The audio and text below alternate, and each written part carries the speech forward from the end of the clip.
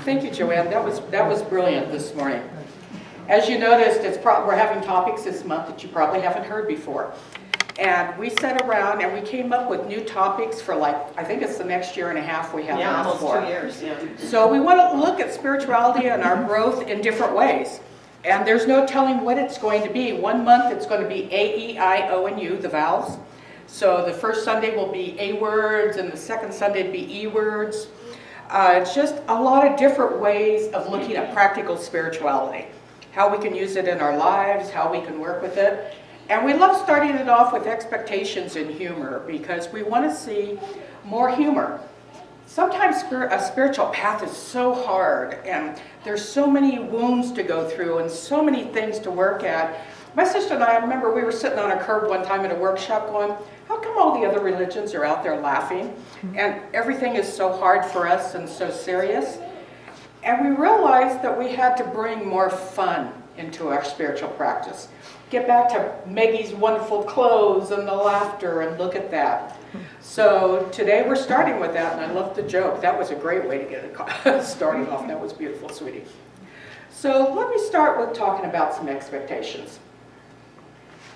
I was thinking about how to present it, and I started thinking about how we're taught expectations. We're birthed into this world, and we get like a 2-year free zone where it's okay to poop in your pants, and it's okay to spit up, and it's okay to have mood swings, and it's okay to do all of these things. And then all of a sudden they say, oops, that's going to stop right here today. We're beginning potty training. And you are now, here's your list of new rules. You're now going to learn to drink when I tell you to drink and eat with a spoon, and you're going to use the potty and not make messes anymore.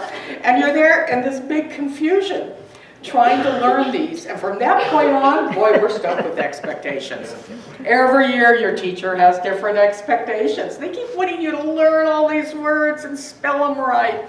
And learn where to put the stupid little dot like it makes a difference. And we have to learn all these things. You have to learn to add, and then they keep changing the math on you. I saw the new math on Facebook, and I swear to God, I couldn't figure it out. It's something where they have these lines, and then there's a circle going around, the second one's in, and I still don't know how to do it. So I don't know how these kids do it as they keep changing. I wonder if they change between like 6th grade and high school so they really confuse you and make it hard to live up to first grade? That's bad. Poor kid. I remember being taught expectations like, to dress. We had to dress San Francisco standards. So, what my first big thing was when I cheated and I actually wore white shoes before I was supposed to wear them. I thought my granddaughter had hemorrhage, but boy, it sure felt good to me. But those little things to cheat, to try, because they were so ludicrous, I guess, is looking back on them.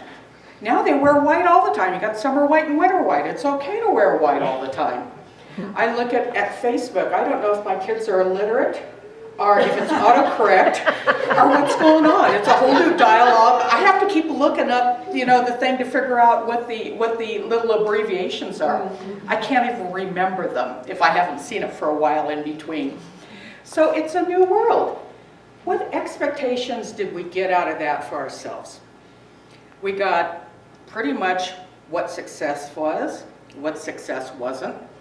Generally, that went with what your family wanted. Did they want everybody to be doctors and lawyers, and an artist wasn't too good because you couldn't support yourself in high dollars? Or did they want you to be something else?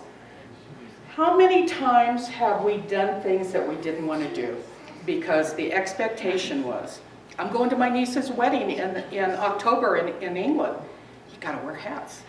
So now I got to go back and figure out, because I'm not a face, I got, kind of a pudgy little round thing going on. The hats don't look too well at. So I'm investigating these fascinators, because maybe I can get away with something like that. But the thought of a hat, I haven't had hats around the house except for a summer floppy, and I can't remember when. So I got to do that, and they're not even doing it in a church. So you're dressing up in this way that's uncomfortable. So the expectation is there. To make my sister happy, I'm going to meet that expectation.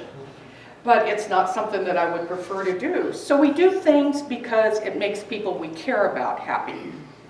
But how many times do we do things that don't make us happy? How many times are we in a job because that's where my career is and that's where I'm expected to be because we invested all this money in it or all this time in it, but I'm a miserable puppy. How many times are we doing things, projects, or helping, or doing anything because it's expected and not because I don't want to do it? How many times are we able to go up to somebody and say, you know, it's a great project, but it's not for me, I don't want to do it? Or how many times, excuse me, just think of weddings, talking about weddings, how many of you had to wear the bridesmaids' dresses? Because you were expected to wear it, no matter how it looked on you or what the color did to you, because you weren't important, and maybe the uglier you were, the better the bride looked. I'm not sure about that. But some of those dresses were terrible, those organza things that went way out. But we have these expectations, and we got to start looking at some of them with humor, because otherwise they're a burden that just overwhelms us. I can remember trying to figure out my life in humor because I messed up so badly in all the things I did, and I didn't meet family expectations, and I didn't meet mine, and I did the addiction process with all the ugliness that goes with that. And how are you able to look at that with humor so you can get past it? Because no matter what your problem is, when you can laugh at it, I guarantee you can talk about it and you're past it. So what I did was, I remembered when I was younger, we laughed about, you know, the things on the earth that we couldn't change. There are a lot of things going on with contamination, environmental things, that it's hard to really change except a little bit that we can do. So we were at a conference one time and we were figuring out how to make that funny.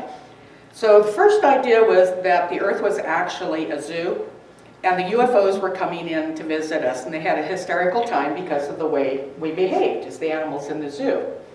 And the other one was that there was this big cosmic real estate mogul who owned a lot of planets, and he'd given us to his son for a science project in school, and he didn't get a good grade.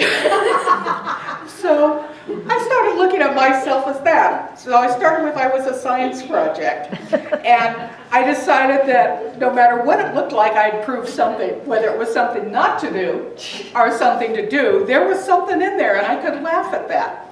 So it started looking at whatever's going on in your life that you've been expected to do a little differently. You make a mistake? Well, did you get an A on it because it was a good mistake? You went through a process where you learned something? Well, you got your doctorate in it. It doesn't matter if you got an A or a B in it or a C in it, you got it, and you're through with it, so you can move on. So there's all kinds of ways to take these things and make them funny so that they're easier to deal with, because no matter what we've done or haven't done, it's a done deal. It's whatever I am now is a result of all of that. I can't go back and change that. I can't go back and make it better. I can't make it unsaid or undone. But what I can do is move past it so I don't keep it alive. As long as I'm having those thoughts, thoughts are living entities. I'm keeping that state stuck because I can't let it go. So I use humor once I get past the pain and the hurt to help, because when I can get to the humor, I'm getting past the shame and the guilt, which can keep me imprisoned, and I'm really tired of being in prison. I want to be able to get up in the morning and not have to worry about what I said or what I did or any of those things. To get up in the morning and to feel good and to feel alive and to want to go out and embrace the world. So how do I take all of that and then I look at my expectations of the world that are around me? If you give somebody a gift, do you expect a thank you? If you do, you're giving that gift with a string attached. You're not giving it out of your heart. You're giving it because you need something back from the giving of it. So do we do things in life because we expect to get something back from it? Do we expect the world to act a certain way? Because I'm having a bad day or in a hurry, do I expect all the drivers to get out of my way? Well, of course I do. They should be pulling over and know that I'm in a hurry and I need to get by. What do we expect the world to do? We expect the world to behave the way we want it to. We expect it to be peace. We expect everybody to get along. We would like all these things, but do we have the right to expect that, but even more than that, do we have the right to keep ourselves miserable because people aren't meeting our expectations? We try and quiet the little voice, but how does the little voice quiet when, you know what they did, what they didn't do, what happened over there, did you read it, did you hear about it, did you talk about it, did you Facebook about it, do you have an opinion about it, did you let the world know what your opinion was about it? How do we have peace? How do we feel love when we're on this merry-go-round of what should be happening, what should be doing, what my kids should be doing, what my grandkids should be doing, what all my friends should be doing? Where is the love in that? There's no love there.